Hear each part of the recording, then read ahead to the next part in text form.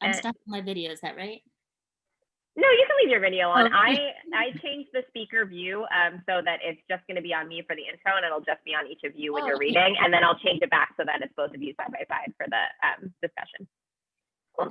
All right, I'm going to hit start now, and then I'm going to wait a few seconds and do my intro. So have a great event. Okay, thank you.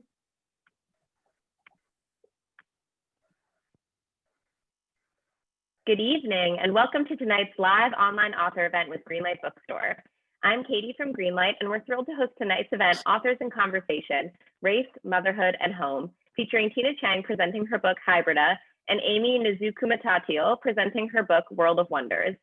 Before we start, I just want to say a huge thanks to Tina, Aimee, and the teams at W.W. Norton and Milkweed Editions for making this happen, and to all of you for showing up. So we're not able to host events in our store spaces, our community of authors and readers is still here. We're grateful for your support and for the chance to make space for conversation and connection. There's just a few housekeeping things to go over before we get started tonight. In our Zoom webinar tonight, you can see and hear the speakers, but they can't see or hear you. They can see that you're here though, and you can see a count of fellow attendees at the top of your Zoom screen. The exact location will depend on what kind of device you're using. You're welcome to post your comments and thoughts in the chat. It's a great way to show your appreciation for the authors and to interact with fellow attendees. If you have a specific question you'd like to have answered, please post that question in the Q&A module. You can find it by clicking on the icon that looks like two little speech balloons. We'll be pulling questions only from the Q&A to be answered in the later part of the program, so please make sure you're putting them there and not in the chat. We are recording tonight's event, so look for video or audio versions on our social media channels later on. And importantly, tonight's featured books, Hybrida and World of Wonders, are available for sale from Greenlight Bookstore. You can shop in person in our bookstore locations, 12 p.m. to 7 p.m. every day of the week, and you can purchase Tina and Aimee's books and many others on site. Or you can order online at greenlightbookstore.com for a quick pickup in the store or for shipping anywhere in the US. I'll drop the buy link in the chat shortly. If you care about supporting the careers of authors and the ongoing existence of independent bookstores, buying tonight's featured book is a great way to show your support. Our featured authors tonight are Tina Chang and Aimee Nezhukumatathil. Tina Chang, the first woman to be named Poet Laureate of Brooklyn, is the author of 3 poetry collections, Hybrida, Of Gods and Strangers, and Half-Lit Houses. She is the co-editor of the seminal anthology, Language for a New Century, Contemporary Poetry from the Middle East, Asia, and Beyond. She is the director of creative writing at Binghamton University. Her newest book, Hybrida, is a stirring and confident examination of mixed race identity, violence, and history, skillfully rendered through the lens of motherhood. In an agile blend of zuihitsu, ghazal, and mosaic poems and lyric essays, Hybrida establishes Chang as one of the most vital voices of her generation. Aimee Nezhukumatathil is the author of 4 collections of poems, including most recently Oceanic, winner of the Mississippi Institute of Arts and Letters Award. Other awards for her writing include fellowships and grants from the National Endowment for the Arts, Mississippi Arts Council, and MacDowell. Her writing appears in Poetry, the New York Times Magazine, ESPN, and Tin House. She serves as poetry faculty for the writing workshops in Greece and is professor of English and creative writing at the University of Mississippi's MFA program. Her new book, World of Wonders, is a collection of essays about the natural world and the way its inhabitants can teach, support, and inspire us. Warm, lyrical, and gorgeously illustrated by Fumi Nakamura, World of Wonders is a book of sustenance and joy. Each author is going to start us off with a reading from the book, and then they'll be talking with each other and then with all of you. Please take it away, Aimee. Thanks so much, Katie. And oh my goodness, Tina, it's so good to see you. You can go ahead and turn off. We all have Zoom fatigue, and I'll chat with you as soon as you're done as well. But it's so good to be here. And thank you, Greenlight, as well. I'm going to just start reading from a small little section of World of Wonders, and I just wanted to show. As Katie mentioned, there's illustrations for these, and I think tonight I'm going to read a section of the Narwhal, and then Tina will come on, and then we're going to chat a little bit later. All right, the Narwhal. Narwhals are found mainly in the Arctic Ocean, but occasionally a small pod of them wanders into a Canadian fjord. Now, the word narwhal comes from the Old Norse word nar, which means like a corpse, due to the distinctive mottled skin that looks like the spotted skin of drowned sailors. Narwhals don't have a dorsal fin, and they have vertebrae in their neck that allow them to do a whale of a double take. The only other whales that share these unique traits are beluga. Now, narwhals eat cuttlefish, cod, and armhook squid. Nothing too disturbing, right? But the way they eat can be alarming. A narwhal will swim up to its food, very stealthy like, slow and steady, opening its mouth and inhaling like the world's scariest vacuum. And then, in one giant and powerful gulp, it will swallow the unsuspecting animal whole. Did I mention that narwhals like to spin upside down or like to swim upside down? Now, can you imagine seeing a 3,000-pound narwhal sidling up to you upside down and slowly starting to open its mouth? Just who are these toothy creatures predators? Toothy creatures predators. Orcas and the occasional polar bear sometimes hunt baby narwhals. And when orcas go after an entire pod, the narwhals just dive, dive, dive. They could survive at almost 5,000 feet below sea level. And yet, narwhals are classified as almost threatened because humans hunt them for their teeth and valuable fat supply. One afternoon in Kansas, my sister and I were riding the school bus back to the doctor's quarters. As we neared home, and I should also mention too, when I say we lived on the doctor's quarters, my mother was a psychiatrist, one of the lead psychiatrists at a state mental health institute in rural Kansas. So we lived in right there on the grounds of this mental asylum. So yeah, it was an interesting bus stop. Um, as we neared home, I saw my mom in our driveway unpacking groceries from the car. A chunky blonde boy on the bus asked if my mom was Chinese, and when I said no, she's Filipino, he flipped his eyelids inside out. I cringed and groaned. I could still picture the greasy, dark, who knows what jammed under his fingernails. And I could still see his belly hanging over his Wrangler jeans as he chortled at his own joke. And then, as if flipping his eyelids wasn't enough, he tugged at the skin at the corner of his eyes and pulled it to his ears. I bet she's Chinese, Japanese. Her eyes don't even look like yours. Ice, snow, the white plastic of the milk jugs my mom was carrying in each hand as she smiled at the bus, scanning the faces of all those staring kids and waving for her own. I wanted to dive deep, deep, deep into the darkest of seas so no orcas could find me. But I had no sword, and worse, no sharp tongue with which to sass him back. Instead, I just stared straight ahead, gathered up my books, and left without saying goodbye to poor Mr. Johnson, the kindly bus driver. I'm gonna end there and then bring Tina back on. Thank you, Aimee. Can everybody hear me? Can you hear me, Aimee? Okay, Yeah. thank you so much. I just wanted to thank Greenlight Bookstore for having us, and I'm just so grateful for Aimee. I feel like I posted about this, that 2020, as for all of us, has been such a bizarre and strange year. And especially during this week, I've just been really reflecting upon just the things that I'm thankful for. And I'm just really thankful for this period of time, being able to understand and know so many more writers than I would have just not had the chance to get to know as well. And quarantine did that, you know, the pandemic did that. And I'm so grateful for this new relationship, which is all about female support, supporting each other, wishing for each other's goodness and success. So I'm grateful, Aimee. Thank you so much. I'm going to read from my collection, which came out last year, called Hybrida. And Hybrida focuses on a young boy who is half African American and half Asian American.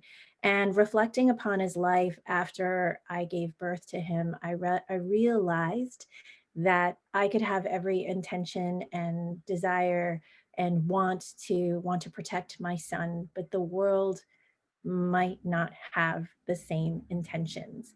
And as I was creating this book, I was also reading Grimm's fairy tales, which if anybody has ever read Grimm's fairy tales, they are very grim.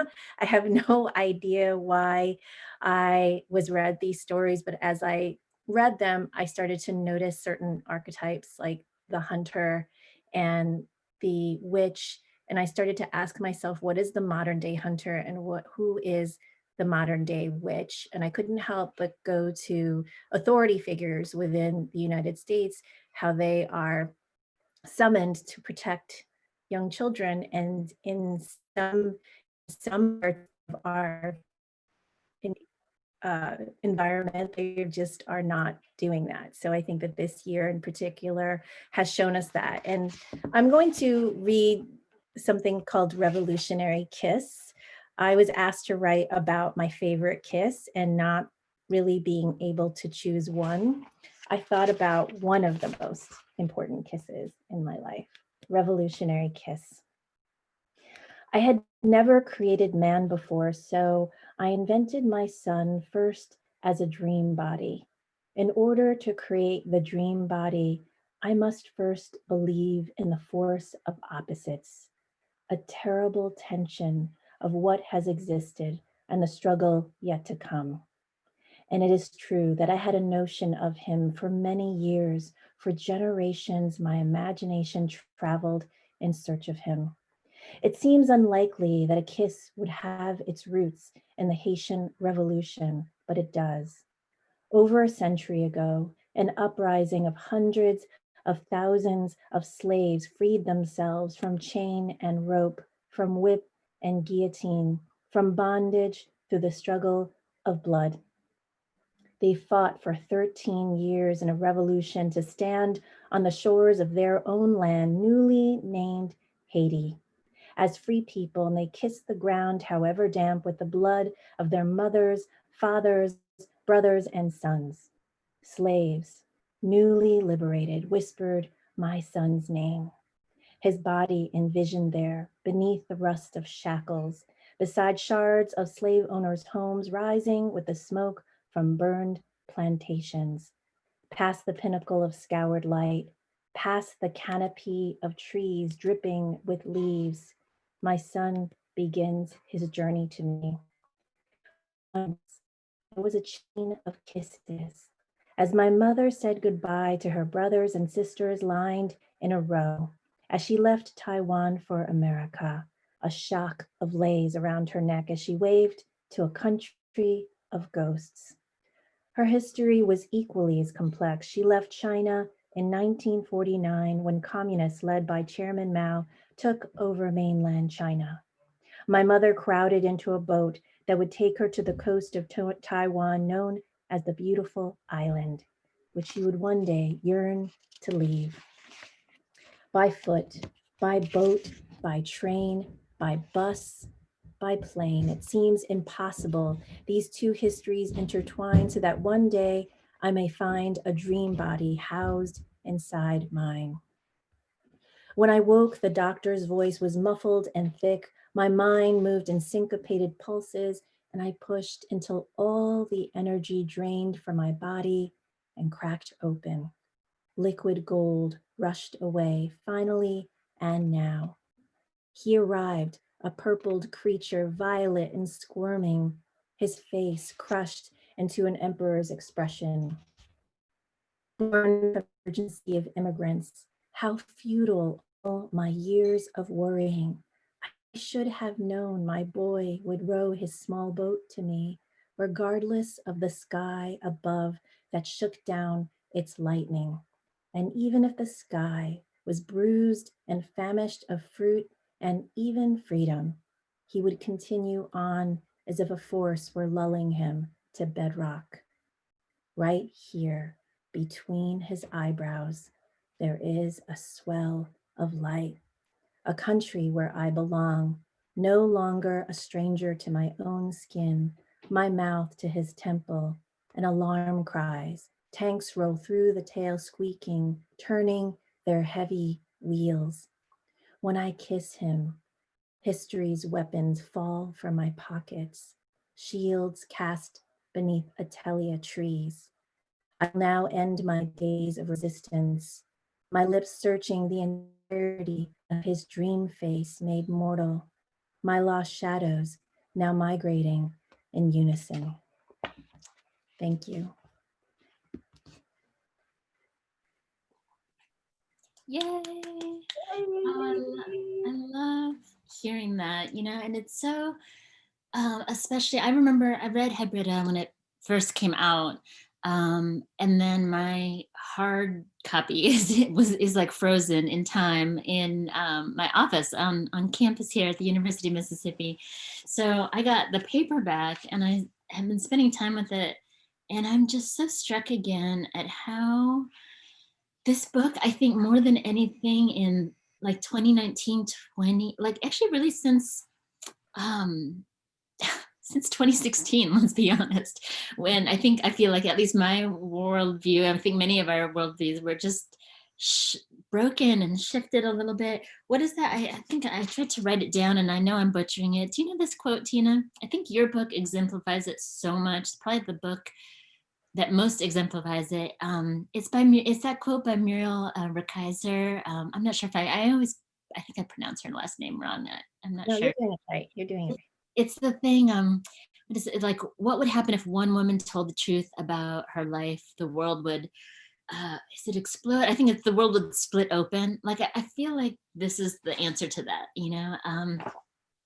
And gosh, I just think of this book, like, what I wouldn't have done to have this book in grad school, or just to even see what possibilities there are in language, in feeling, and in with the visuals in there as well. So anyway, this is all a long way of me saying I have been looking so forward to chatting with you about this book, but just also about life since the pandemic, you know? Yeah. Same. I have questions for you, and thank you for that. That makes, of course, it makes me feel so wonderful. I mean, I think that, and maybe you felt this way too, that when I was writing the book, you have this strange feeling, I should say, I had this strange feeling that, oh gosh, what if I write this book and no one can relate to it?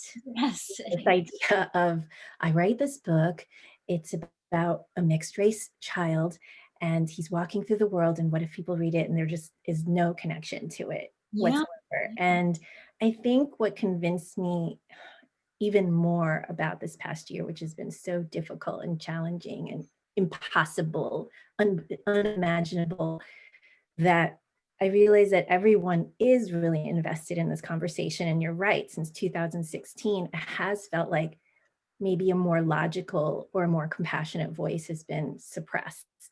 And that compassion just wasn't very fashionable.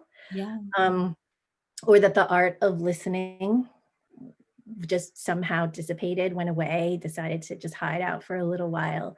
And so this past year of 2020 gave me so much faith that yes, everybody's listening to each other. Everybody wants to listen to each other, even on the front lines when people were protesting, when people were sort of face to face, and there were just so much footage of it that people were still trying to listen to each other in different ways. Yeah. But I guess my question to you is, as you were writing your book, I think we both have said this to some degree about writing the book that we didn't see that existed. Yes. So can you talk a little bit more about that when you were perusing shelves and when you're going to bookstores and looking for books? What is it that you felt was missing, you can channel to this new book? Yeah, you know, that's such a good question. And I feel so, I feel, I don't know, I just wanted to say it's like, it's great to hear you ask that of me, because I know full well that you know this feeling too. And so I just feel lots of kinship with you on that in ways that I sometimes don't when I do Zooms, and it's through no fault of anybody else, but it's just, I'm so, just another reason why I'm happy to be chatting with you. Um, you know, I think we grew up in the 70s and 80s where my running joke I said to my husband was like, there was two people that I saw on just regular pop culture TV that had black hair. That was one, was Linda Carter, Wonder Woman. And then, oh, I'm gonna blank on her name right now, but she was the brunette. Oh gosh, I should know this. Mark Steinbox, if you're listening, you would know this. The brunette Mandrell sister on the Barbara Mandrell show. Yes, I know exactly who you're talking about. Is it Louise? No, I can't think. Oh gosh. Anyway, Yeah. those were the only two brunettes I saw, let alone, like, I mean, I couldn't even dare hope to see an Asian American, you know. So that's just what's going on in the pop culture. Oh yes, Mark chimed into the panels. Louise. Yeah, I wasn't sure if you were there, Mark. Yes, hello, Mark from Sarasota. Thank you so much. Shoot, Mark, you're gonna think that I say this every single Zoom, and I don't. You just happen to be at the last one that I said it. But someone else is saying Arlene. I think Arlene was the brown-haired one. And hi, Vantana. Anyway, so it really comes down to, Tina, I'm such a big nerd, and I didn't really grow up with Grimm's fairy tales or Dr. Seuss or anything like that. The stuff that I loved was nature. So the books that I remember reading, they just did not simply feature women. And I went to big libraries, you know, and stuff like that. And so if I did find a woman, they certainly were Asian American. And so I didn't have the vocabulary for it, but I think what that told me as an 8-year-old, till really, you know, I was in my mid-20s, maybe, to really feel confident enough to start writing about this, is that the thing you love, you're not welcome, or nobody cares about your point of view, because we're not publishing anybody else with your point, you know what I mean, that kind of thing. So it's kind of a big leap of faith to just say, you know, this is the book that I wanted to see, but also I kind of had to just do away with, I don't care if this sells, I don't care. I will just say that I have this done and written on my on a jump drive or whatever, you know, that kind of thing. And because I had to write it, especially when 2016 happened, and anything that was different or something that wasn't a white straight male point of view was, I think we saw this play out, was being touted as something to distrust or fear or kill in some cases, you know, that kind of thing. And I just think that that's a direct result from people either not being exposed to other lives than their own, you know, or not reading about other cultures or other places and places and abilities and socioeconomic different backgrounds. I mean, just you could just see a lack of curiosity from the current administration about anything besides their own personal gain. And so that in some ways gave me, I don't want to give this administration credit for anything in terms of art, but it in some ways gave me courage and strength to say, I have to do this now, you know. And I've been writing this for the past 20 years, but finally this gave me the courage to say, full out, I'm going to write with all my heart on the things that I love the most.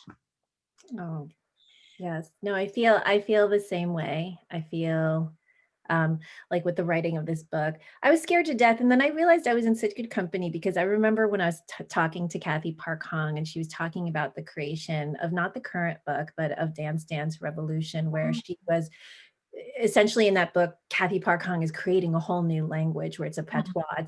It's a mixture of languages from all over the world. And one could look at it and say, I don't even know how to read this. Yeah.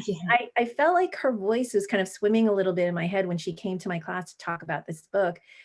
And she said, I was writing completely in fear the entire time, that I was going to invest all my time in writing this book. And then people would pick it up and say, you know, what is this? Like, what kind of language? And she told a really funny story that she showed the manuscript to, I think, her father and her sister. And they didn't really fully understand it. And then her sister said, I think it's something hip hop or something. And it wasn't that at all. It was just like this incredibly sophisticated language. And I think when a writer walks into creating a book that is so meaningful to them, as you have said, as I have said, something that they have never seen before, it has to feel frightening, because it's a struggle to create something that has never before existed. And I think in both of our works, as I was reading it, I just feel compelled for anybody who hasn't seen the inside of Aimee's book. Number one, it's so incredibly beautiful, by the way. I mean, look at this. Can we just show this, how gorgeous this is?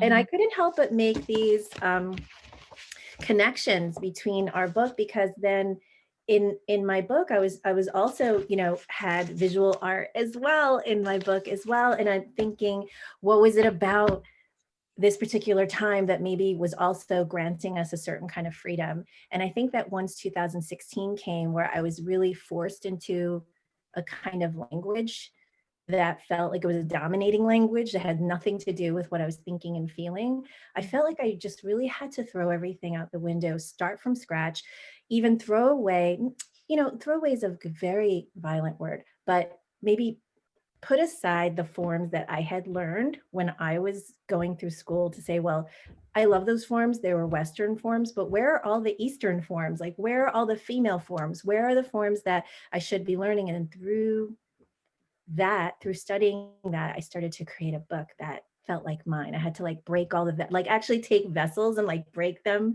on the ground and throw them against the wall and say, those vessels don't work for me anymore. This language doesn't work for me anymore. And then making a new language for the book. Yeah, absolutely. And I just, gosh, and I think, I mean, maybe it's because it's still so fresh, but this is my favorite of all your books. I have all of your books.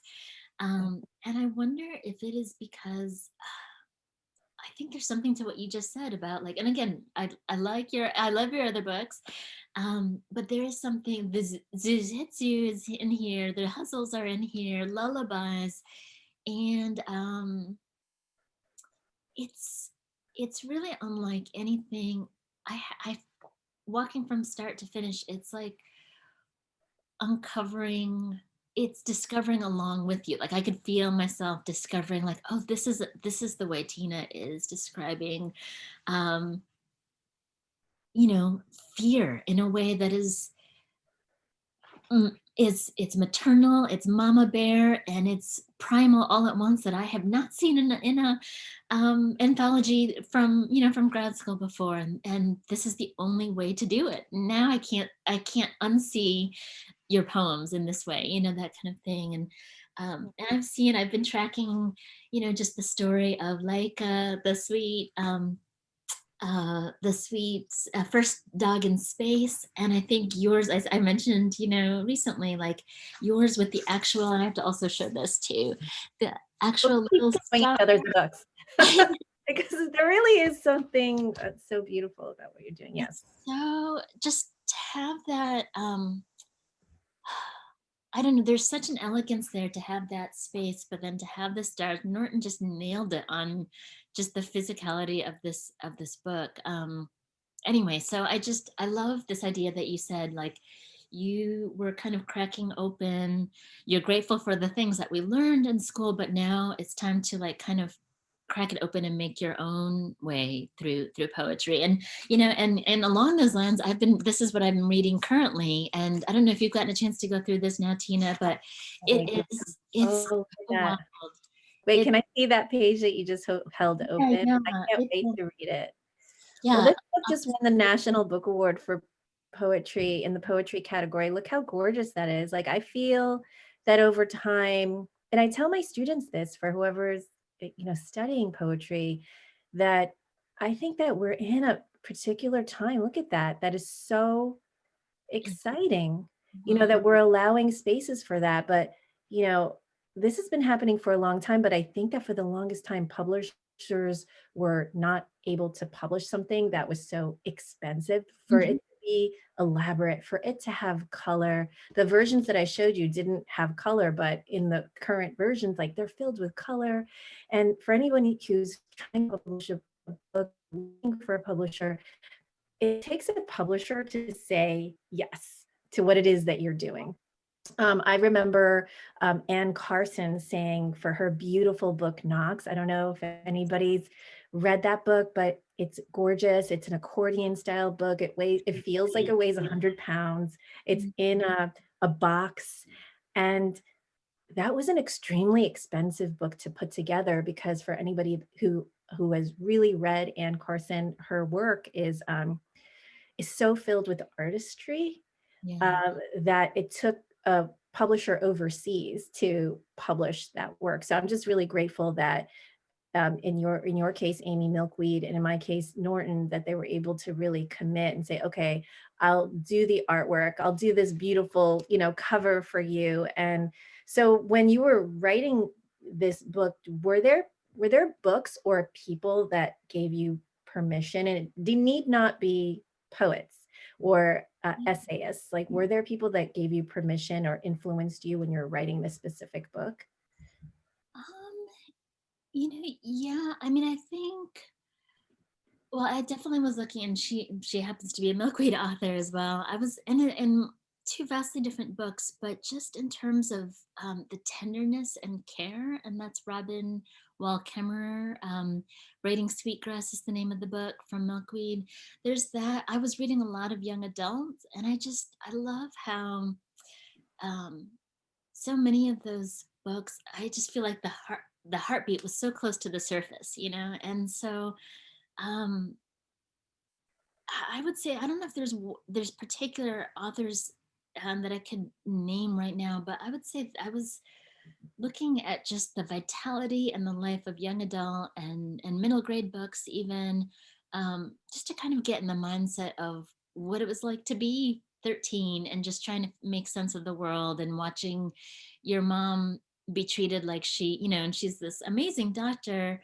She's retired now, but be treated, like to have her ask these, to have, like, people on the street asking her, like, can you understand English, when she's been in this country longer than she has in the Philippines and stuff like that. And what that did to me as a 12-year-old, these feelings of shame, but anger also. And I didn't have the vocabulary for it, and I didn't know what to do. All I know is I did not feel good about it. I just wanted to punch somebody, and that's not my nature at all. So I really turned to young adult authors for that kind of heart on your sleeve, where, write with your heartbeat close to your surface kind of thing. But Robin Wall Kimmerer for sure, from Milkweed, I definitely had in mind as well. What about you? When you were kind of like, who were your kind of lighthouses in the writing of Hybrida? So many. I mean, I think a lot of people have brought up Claudia Rankine's Citizen, but there were even Tahimba Jess's Olio. Because everybody's seen this.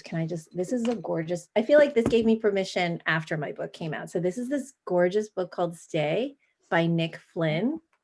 And he has, I want to choose a good page to show everybody, but I mean, so Nick Flynn makes these incredible collages, and reading with him live was incredible because he, and look, so he collaborates.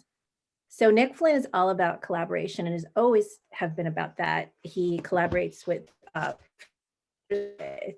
musicians, especially with visual artists, and his whole book is just, it's the same thing, Aimee. I felt like it was really, when I read it, I was like, I don't even know what to call this.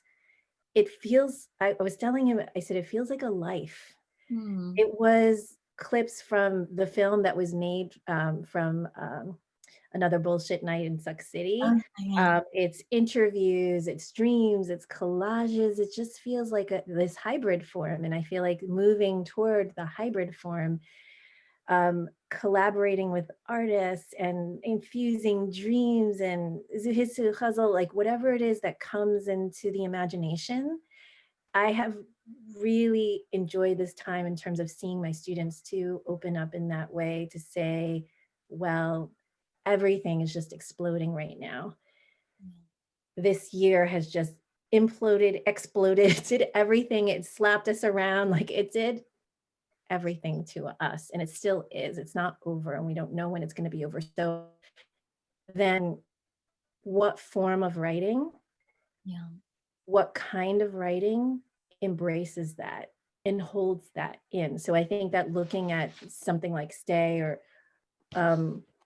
looking at Claudia's work, looking at Tahimba's work, and also honestly, like moving back and even thinking about Carolyn Forche. So Carolyn Forche recently came to our school to visit virtually, I think looking at her poetry and looking at her prose, and in my mind, fusing them together, even doing this imaginative thing that I do where I start to, like you were saying, it was very kind of you to say that you've read my books. I do the same thing too, where I read a poet's books, and then in my imagination, I fuse everything together in this hybrid form where all of their work kind of like it exists in a universe together.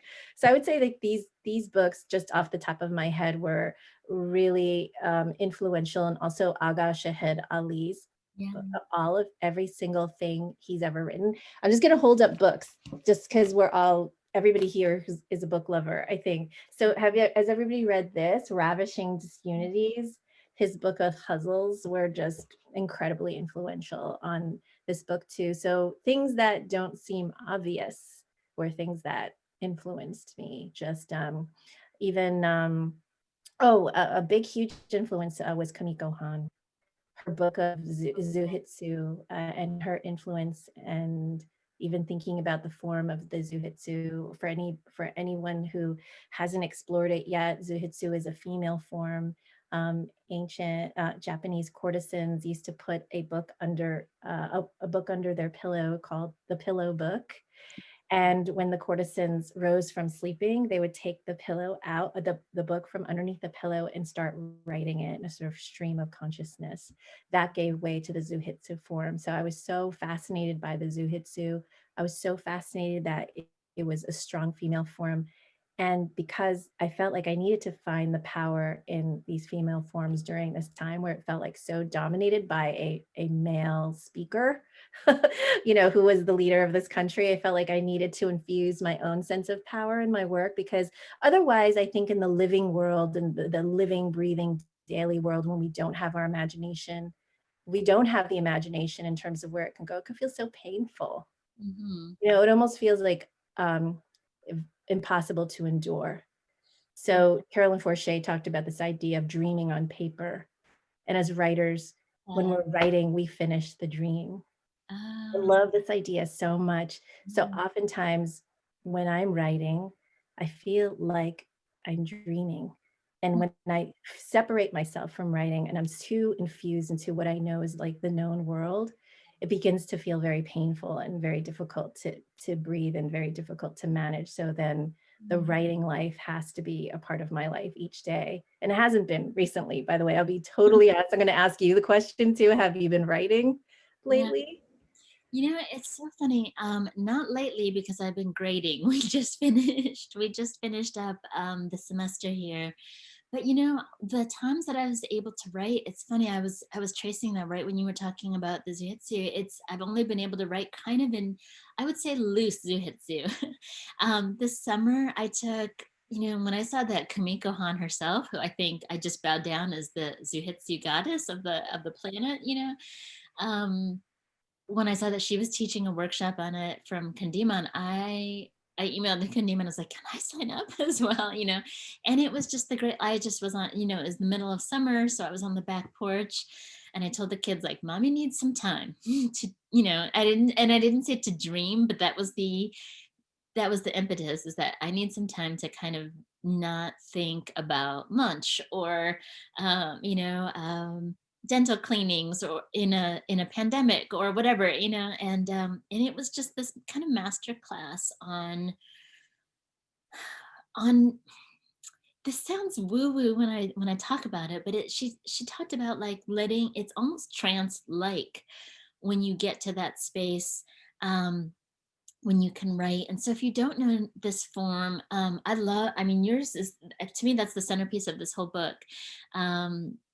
And I think it's a way, to me, it's been the only way to unlock anything that I'm proud of, has been in the zuihitsu form. And I don't think that it's a coincidence that it's a female form. I don't think it's a coincidence that an Asian American mentor did a refresher course for me. I knew what it was before that, but to hear it from her own words, I don't think that's any coincidence. So I would just encourage, if if you've been feeling stuck, if it's been hard to concentrate, let your brush run, let your pen run on the page, that kind of thing. And yeah, but I also have learned, and this, Tina, is that I am a Capricorn, and I am so hard. I'm the hardest person on myself. So when I'm not writing, when I'm not hitting XYZ expectation, that's when I just was like almost very close to like just falling apart in the early days of the pandemic, because I did not know how to operate in this world. Where I couldn't write, and just managing, an entire household all together, and missing terribly and worrying over my folks. It was so hard. So I think now, looking back, those days in March seem almost sweet. I know they were so filled with worry, but I almost wish I could go back and shake the both of our shoulders and say, it's going to be okay. It's going to be okay. But it was scary. I was scared. And I think that's okay to also mention, and I try to mention that whenever I can, that I was not writing for a long time, and that scared me. But it's okay, and the writing comes back. The writing comes back. So I'm still scared a lot, but I have found ways to adapt. I mean, if anyone has watched it's on Netflix right now. It just is. It makes you feel so good. If you've seen My Octopus Teacher on Netflix, Mhm. it just shows like how magnificent, number one, the octopus is as a creature, but it just shows that we can adapt. We can adapt to very harsh circumstances as well. So I like thinking about that um, in terms of writing and stuff like that. Mhm. Just Yeah. so many ideas came to mind. We do want to remind everybody that if you do have questions for us, Yeah. oh, by the way, Aimee, let's not forget about our surprise. Yes, yes. Do you We want have a to? surprise. So Yeah. just a couple of things, because I felt like, so when you're talking, I'm having another conversation in my head with you, just like saying, yes, yes, yes. So first of all, Kumiko Han is the master of the zuihitsu. For anyone who's wondering, like, I'm interested in this zuihitsu. What do I do? How do I start this? So I didn't know that Jenny Xie had written a zuihitsu. So look up, I'll write the name down for anybody who doesn't know. And then there are quite a number of people writing it. I think Khadija Queen also wrote a zuihitsu. So for anybody who is interested in those, I wrote a zuihitsu in mine. So to write a zuihitsu, you have to free your imagination. It's almost like completely impossible for me. So I flew to Hong Kong, and I was teaching there, and I was trying to teach a group of fiction writers how to write a zuihitsu. I said, just free your mind. They're like, there's no instructions. Like, what kind of teacher are you? Thing to do for especially a Capricorn too, you Yeah, it's like free yourself and then just start writing. And they're like, there's no rules. Like, with sustenance, with ghazals, with pantoums, there are hard and fast rules. Like, you have to do it a specific way. And with the ghazal, it is about a certain kind of freedom. But what Kumiko Han had gestured toward is like, it seems like it's random. It seems like it's complete freedom, but really, she said, you have to think of it as a bonsai tree. She goes, the bonsai tree seems like the wind had its way with it, and it's grown these different directions. In some ways, it looks so wild. She goes, but oh no, someone came along and pruned it to make it look wild. She goes, that is the zuihitsu. I loved it. I loved it because after having written one, she said, and I said, what about an exercise? What kind of exercise do you give to learn about the zuihitsu? She goes, oh, I tell everyone to just look in their junk drawer. She says, just list everything in your junk drawer, but don't write a poem. She said, don't write a poem at all. And she goes, and you know what? Almost half the class wrote a poem. She said, no, no, no. I said, write what's in your junk drawer, what's actually in it, but don't write the poem. So she said, it's actually harder than people think to actually list everything that's in that drawer. And then it immediately, because what's happening with the junk drawer, we list everything that's in it. Immediately, our imagination goes to story. It wants to tell a story about something that's in there, a key, a detached zipper. All of a sudden, there are stories that come. So in that way, the zuihitsu teaches us so much about holding on and letting go all at once.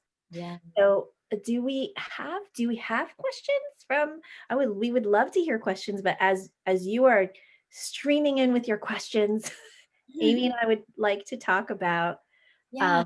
our surprise. Aimee, do you want to tell them about it? Yeah, because this is Thanksgiving week, and this is actually this was Tina's idea, and I just was like, yes, let's do this, let's do this. I know this may not be applicable to every single person here, so uh, if you are interested, I think maybe Katie said to, can we do this? I know I can't see it on here. It's like, can you do the thing where you wave your hand? Um, Katie, can they see that? Yeah, you should be able to, if you look at your name, there should be a feature next to it that allows you to raise your hand. Oh, okay, great. I don't think I have that on Yeah, we have, no, panelists don't, it's just the Okay. attendees. Great. Okay, so what we had in mind is just to, again, because we're talking about, we know firsthand how difficult it is to write in 2020, or just to feel like you have any direction, kind of, and maybe you're feeling a little lost or floaty, or just need an extra kick in your pants or anything like that.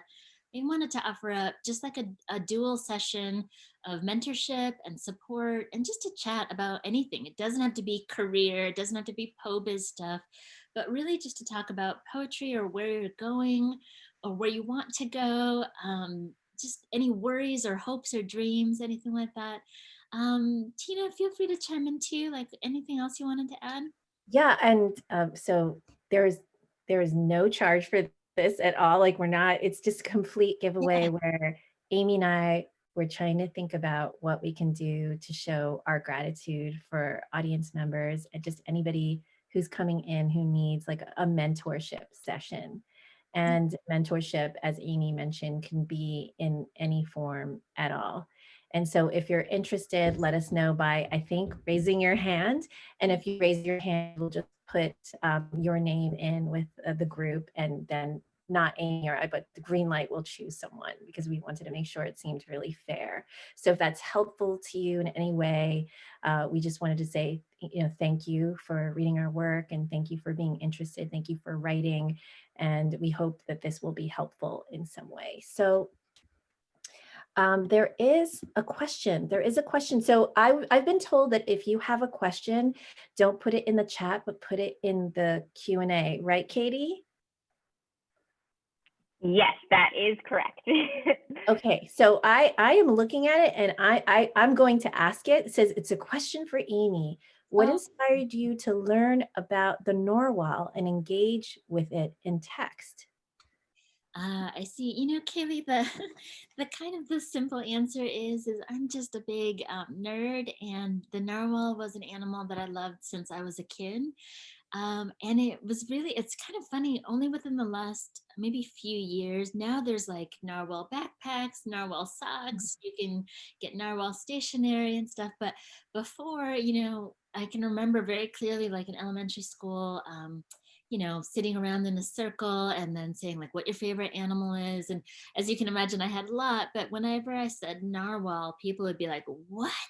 And I mean, just the faces, I just remembered, like, would be just contorting, like, how dare you like something that's not a cat or a dog or a hamster or something. And then, so again, that just taught me, like, well, I guess I don't like narwhals anymore, or at least I knew to keep it quiet. But I just think they're the most incredible whale in the world. And because they also have such mystery about them too. We scientists still don't know really, like, kind of how the extent of where they can go. And I hope in some ways that we never find out, because I want there to still be some mysteries. And I think once we know about that, they'll be hunted even more and stuff like that. So just the quick answer is that I just love them as a kid, and it's one of those things that I just repress and repressed. And then finally I'm like, you know what, I'm writing this head on.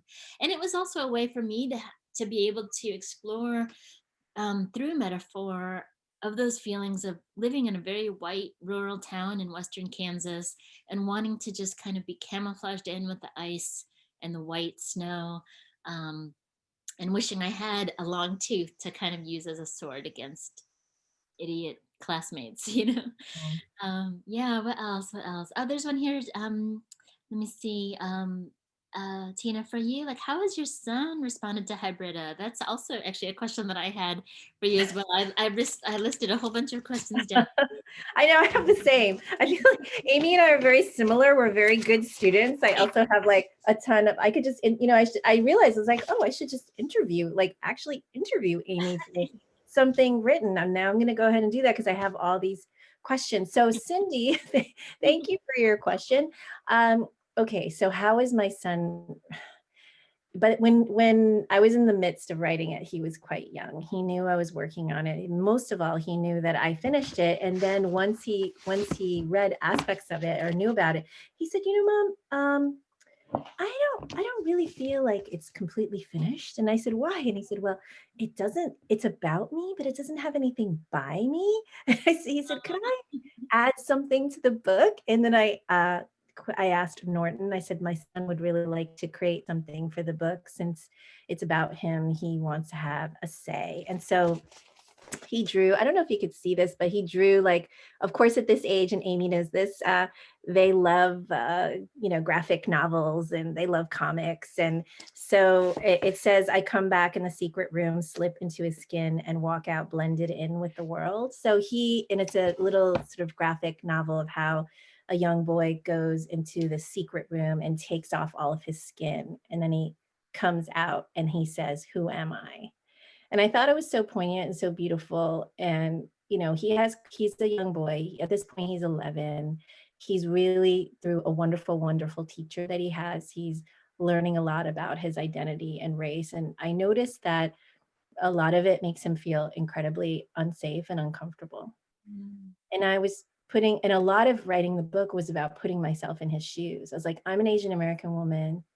I grew up feeling like, and this is like a way of stepping out of myself. Like I grew up thinking like my struggle is the biggest struggle in the world. Because why? Because you're living within your own skin. You're thinking, well, as an Asian American woman, there's so much sexism, and no, I feel invisible in the room. Like there were so many things that I was contending with that I felt like this is the biggest problem in the universe. And then when one has a child, you realize like, oh, all your problems kind of like recede into the background because the most important being really is this thing that you've given life to, and you have to do everything to protect this child. So watching him now at age 11, it's actually quite painful during this whole year, having him understand and speak and take in truly what has happened to George Floyd and Breonna Taylor, and um, understanding from a young boy's perspective that people are capable of that.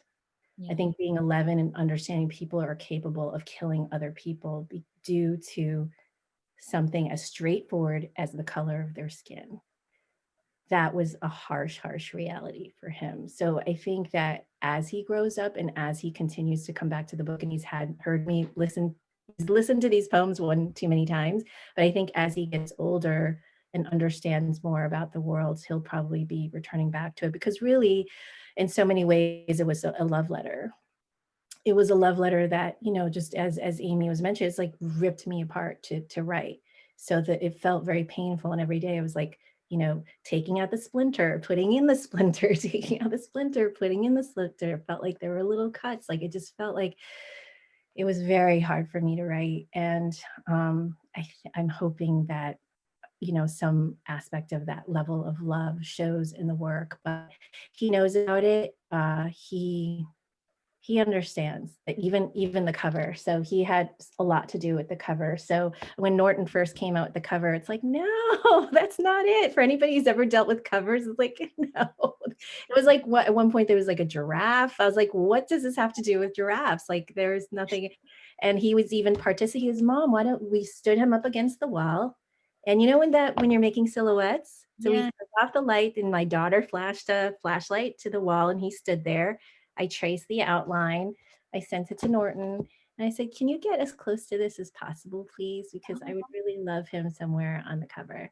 So he's aware and he knows. And thank you so much, Cindy, for that question. I feel like, do we have time for one more question?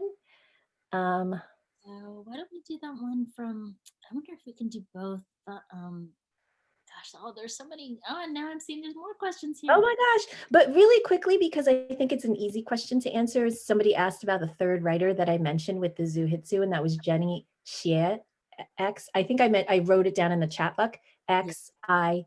Yeah. Like she was like, it's like xie xie, which is like, thank you, in Chinese. So she wrote a zuihitsu as well. Wow, you guys have so many wonderful questions. Aimee, you pick the question. You do that. Yeah, oh my goodness, they're both. I wonder if we can maybe combine just I'm All looking of them. at combine. Do that. Let's do a couple more. So let's do like um as Carolina's question, since Okay. both of us like strong command of the mythical, fantastical, and epic. What advice do you have for those of us who need more regular doses of beauty and awe? I would say, I'm just only speaking for myself. It is a practice. It is absolutely not something that I mean, I'm of two minds. One, it's a practice, but also if you, this is more of just encouragement. Is think back to the kid you were at like 4 or 5 years old. You never have to teach a kid to wonder or to be astonished. Usually one of their words is look, mommy, look at the moon, look at this, look at this. And something happens though about junior high when it's not cool anymore to just constantly be astonished by whatever. um, so I think it's there, even if you're feeling like in 2020 it's hard to feel wonderment, hard to be marveling over anything. But think back to that 4 or 5 year old kid, and I would use that as a prompt. What were the things that made you marvel over? Were you marveling over bugs? Maybe you weren't an outdoor person. Maybe you marveled over freshly sharpened pencils. What is that thing that you marveled over? And maybe use that as a prompt to kind of just start writing about that. And from that, I think once you pick something that you're marveling over, that's where the curiosity comes through. And wonder, one of the roots of the word wonder means to smile. So I would say pick something that is making you smile. Really, really think back to that age 4 or 5 year old and what was the things that was making that kid smile, and see if there's a translation. Maybe it's a loose translation to something that makes you smile in 2020. Maybe it's the exact same thing. I know trailing after my mother in her garden with carrying tomatoes in my dress makes me so happy. That's one of my happiest memories. And still, I realize I'm 40, almost 46 years old, and I'm still trailing after my mother in the garden, that kind of thing. So, uh, but yeah, I would say use that as a kind of a prompt. How about you, Tina? Just to add to that, when Carolyn came to visit, one of the things that she talked about was taking a walk. Yeah. It's hard to stay troubled when you take a walk. She said it changes your perspective. To piggyback off of that, I've been trying to take jogs. I was bad this week because I just got a puppy, and the puppy's been staying up 24/7 all of my time. But before the puppy, I was taking jogs. I was trying to take jogs a few times a week, and I'm lucky enough in New York to jog by the water. I live close enough to the water that I can jog there. And every single time I jog, I am just in awe of the world. But I have to be honest with everybody, it's like a painful awe. I don't know, there must be a word like that in another language. It's like, Like German, a word like that. right, it's like a German word, right? So it's like an awe that is also combined with something that's happening inwardly. So it feels like this looking out and looking in at the same time. But I do feel in awe. I'm like, wow, the world, I remember you. I remember you're not gone. You're Yeah. still here. And looking out and sort of having the motion of jogging and just kind of pushing everything out. When I come back and I sit at my desk, I feel like, yes, the world is filled with joy. The world is filled with so much. We just need to continuously remind ourselves during this time. And it's an effort. Sometimes it is a labor to do that, but it's a good labor to do that.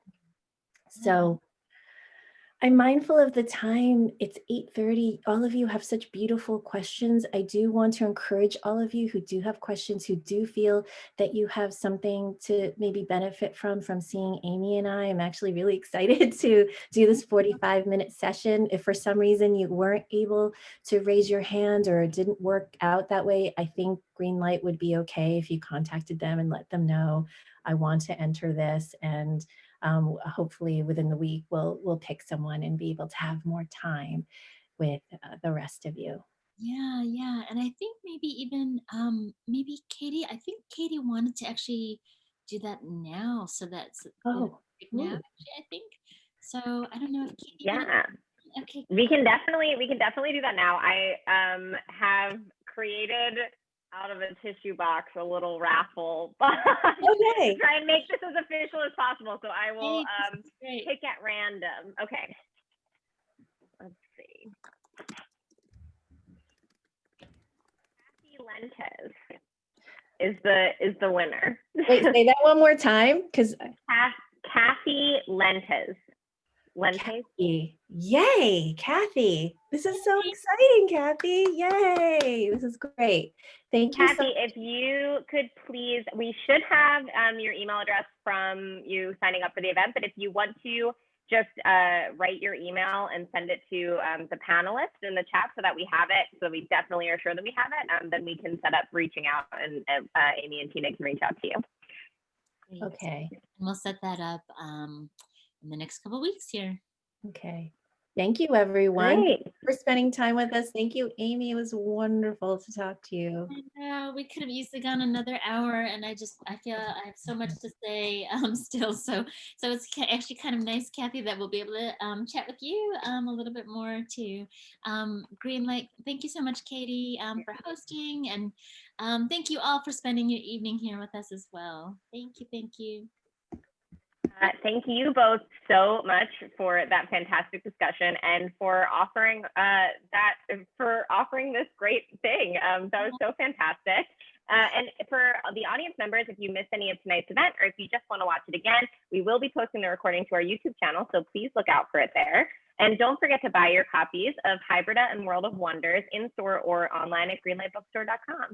Thanks for joining us, everyone. Have a great night. Thank you. Bye. All right, bye.